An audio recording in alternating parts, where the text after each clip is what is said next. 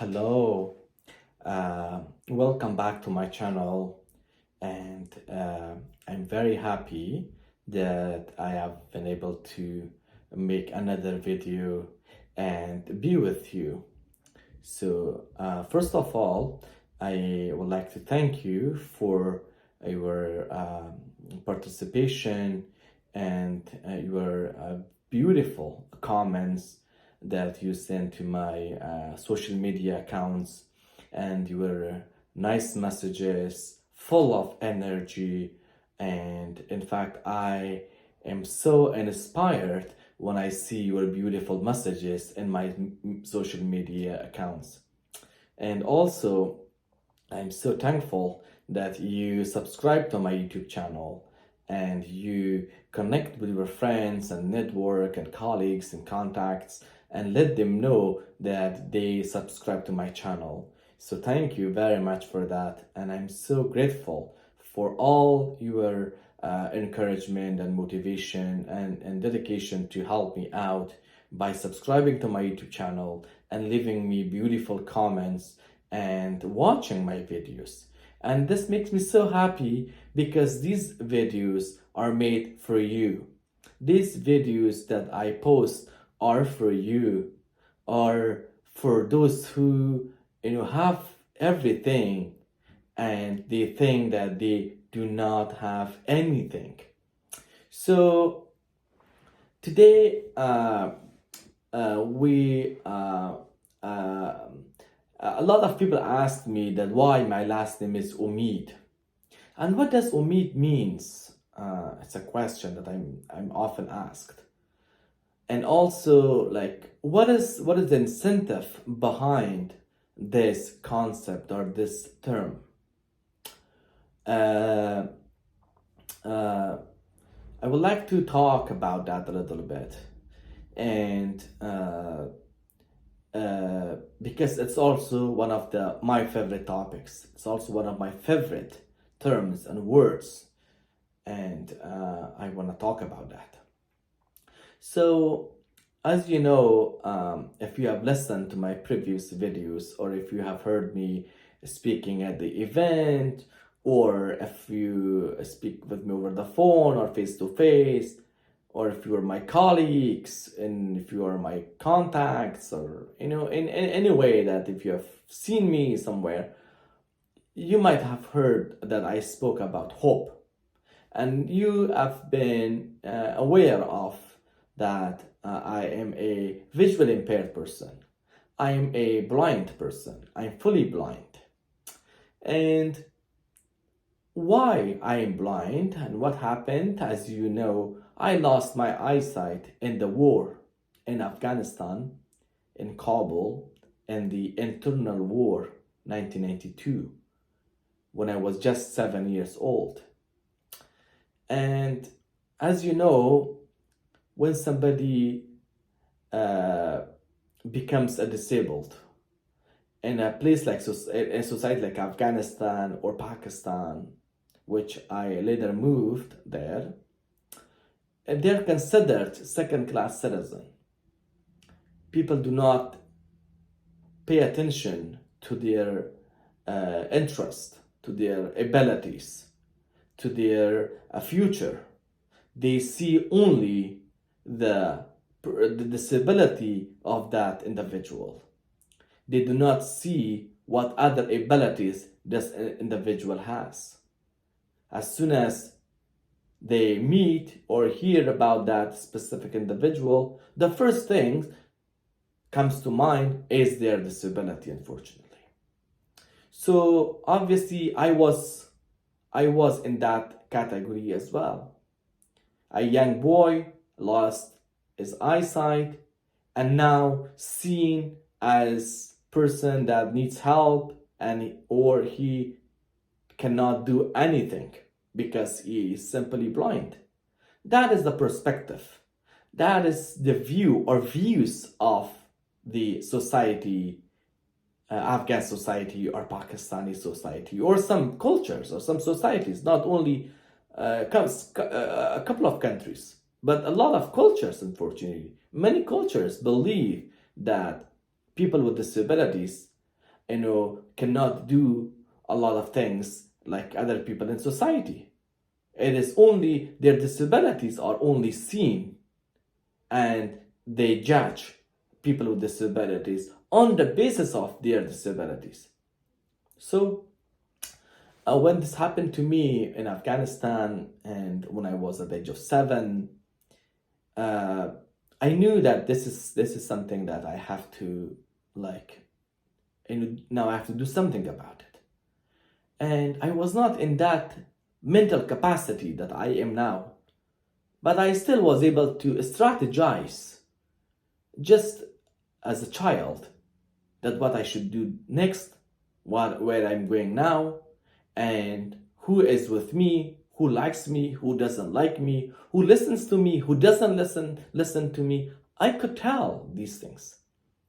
So I started to think that what I have, that was the first thing that I thought, that what I have and what I can do with that versus what I don't have. And I paid attention particularly to this factor that when I do not have something, or when I do not have the proper resources, I should not think about them. And those things that I do not have must not put any obstacles on my way to succeed. It is a fact on the ground that I do not have them, but it doesn't mean that they should be obstacles on my way, or they should be able to put obstacles on my way. So I thought that what I have and what I can do with what I have. That was my initial thought. That was my initial assumption that I should focus on things that I have. So yes, I couldn't see. And given that my family didn't support me as much, because my family is and was part of the society that holds the views against people with disabilities. That people with disabilities or disabled people, blind people, can't do things that they want to do, and they don't believe in people with disabilities. They do not believe in abilities of individuals with sight loss or individuals with disabilities. So, and the support was not only the lack of support was not only from my family. Like I said, my family was part of the society and is part of the society and holding similar views as the rest of the society, but also society at large, community at large did not believe in me and did not think that I would succeed one day. They would not think that I would be able to help others in the future. Today I need help, but I would be able to help others in the future. I would be in the position. It was not something that they did believe in me, but I thought that I would get there. I cannot say that I was 100% sure, but I could imagine. And that's why I was strategizing. I was making imaginary strategies. I was making imaginary strategies that I would do today this, or I would do this today, I would do that tomorrow, things like that. So, and then I thought that what I should do now, I should set goals. And this would help me a lot. So gradually, I learned how to set goals on my own, without the support of even my family. And just discussing that with friends, people that were the same age as me, when we were playing, we were talking about education, things like that. That what you're going to be in the future. Somebody was saying, oh, my dad is an engineer. Oh, I would like to be an engineer too. And I was saying that, oh, I would like to be a doctor. Oh, I would like to be a journalist. Oh, my father was a police officer. Oh, I would like to be a police officer. So when we were talking about, I feel that these discussions within the children or in that each circle that we were in probably motivated me so much, something that I even didn't get from my family, something that I didn't get from the rest of the society. So so I was able to set goals, and later we moved to Pakistan, and I experienced similar challenges in Pakistani society, and not a lot from Pakistanis, but from Afghans living in Pakistan. Unfortunately, the people that were making me disappointed were more, versus people were giving me hope. People were giving me hope, if I put it this way, or at least telling me that you will be able to do this, let's say, was just one person or were two people. But the individuals or the people that were telling me that you can't do this because you're blind, because you have a disability, were hundreds. So out of, let's say, 200 people, I had just one or two people encouraging me to see a bright future, or helping me at least. So yeah, I experienced a lot of different, I should say, type of discrimination. From going to the school on my own, speaking with a teacher and ask them to enroll me to the class with a condition whether I can study or not. And if I could pursue this, if I could achieve the class activities, then I should be allowed. If not, then I would stay home. And some teachers were saying that, no, we can't do this because you are blind, class activities will not benefit you, and it's better for you to stay home because we don't know how to help you. Or you are blind, because when they were telling me that they don't know how to help me, I was showing them. I was telling them that how they can help me. I would tell them that I'm a regular student. I would jot down. I would take note, but not in a regular notebook or with a regular pen. I have a braille. I have a slate. I have a stylus. So this helps me. But still, no belief. Still, they did not believe in me. So I had lots of challenges like this. And I will make videos about all of them, one by one. But today I'm just talking about general issues, and generally I focus on everything. But specifically, I will make videos, and you may listen to those videos and send me your comments and ask me questions. But also, like I said earlier, today is the day that I will tell you that why my last name is Hope. So, and when we moved back to Afghanistan in 2002, I was searching job. I was looking for a job. And it was not easy because, again, the reasons are very obvious. Visually impaired, and obviously the school certificate, the graduation that I brought from Pakistan was not accepted at the Ministry of Higher Education of Afghanistan because I'm visually impaired, because they told me that how a blind person is able to get this, it's impossible. So that's a different story, but I will also focus on that another day. So, and we moved back to Afghanistan, and after a lot of efforts, months of efforts, I was able to secure employment. And when I got a job, and when I was able to serve my community, when I was able to serve women, girls, children, and also persons with disabilities, and when I was making some differences, not a lot, as an individual, I was able to make differences in lives of individuals, maybe 15, 20, 50 something individuals, and I was able to help them with jobs and employment and raising awareness on disability issues in society, and also holding English and computer classes. I thought that, there were days that I needed help.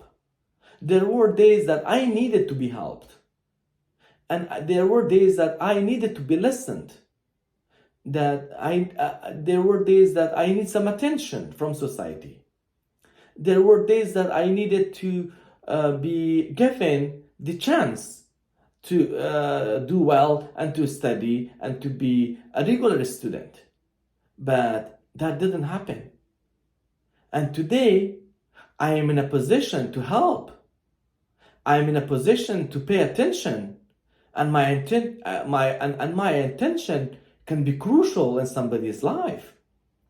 And I'm in a position to serve my community, and I'm able to make differences in lives of individuals. I thought to myself, where I got this, how these things happened, from one extreme to another extreme. From an extreme that I needed help, I needed some attention from society, from my family, and I needed to be given respect and chance to study and to be an active member in the community. And today, I am in this position now that I am able to help. An extreme that I'm able to help. I'm able to make a difference in lives of individuals. And I'm in a position to serve my society. And I'm able to show that I am an active member of the community, an independent individual. So I thought that I have had hope. I have had aim or purpose. So I thought that this is not going to be better to put my last name than anything else. To put my last name Omeed. And Omeed means hope. Just to reflect my life views. Simply to reflect my life's perspective. That where and how I got this perspective. And what played hope as a term, as a phenomenon in my personal life. So I wanted to select or pick this last name so that it reflects my life views. It basically creates positivity to my friends, to my family, and to those who listen this, and creates motivation. That's why I wanted to pick this last name, and Omeed means hope. So I picked this last name, and officially I chose this last name to in 2003 in order to show to the society that everything is possible. Everything is possible. If you are hopeful, if you have hope, if you have a purpose. And about that, I will talk another day, that what elements can succeed us, what elements can play a crucial role in for us to gain success. That is another day, which are hope, a perseverance, purpose, and determination. But today, as we are focused on the concept of hope, the phenomenon of hope, and the term, and hope as a term, and what it did, what kind of role it played in my personal life. So, hope is a key term for me in my life. And I would like to tell you, my viewers, that if you would like to gain success, hope is key, and perseverance and all that. But you might think, oh, there might be some problems. There might be some challenges. Of course there are some challenges. Of course there are some problems. But being hopeful, being purposeful will help you to overcome your challenges. In fact, nothing is without a challenge. Everything has its own challenges. But what can really help us to overcome that challenge or those challenges is through being hopeful And that is my personal life experience. That is, I have not read it elsewhere. I have not seen that in a textbook. It's actually, I have experienced that in my personal life, that how hope played a crucial role, a significant role in nurturing me as a person and ensuring that success is earned, is gained. So the reason that I have hope as a last name is because I have not lost my hope. I have been hopeful to see a bright future despite my challenges as a person with sight loss. So I hope that I have responded to your question, because a lot of you asked me that how I got this last name, what is the reason behind this. Some of you knew, some of you did not know. So I'm happy that I get the opportunity, the time to share this with you. And let me thank you once again for subscribing to my YouTube channel. It means a lot to me. Thank you so much. And if you have not shared with your friends and contacts and colleagues and network my YouTube channel, please do so and help them to subscribe to my YouTube channel, and tell them that I always post inspirational videos, so that I make sure that energy is generated in you and you are successful, because these things that I share are my personal life experience. And when it helped me, or when it helps me, these things, obviously they will help you too, I'm sure.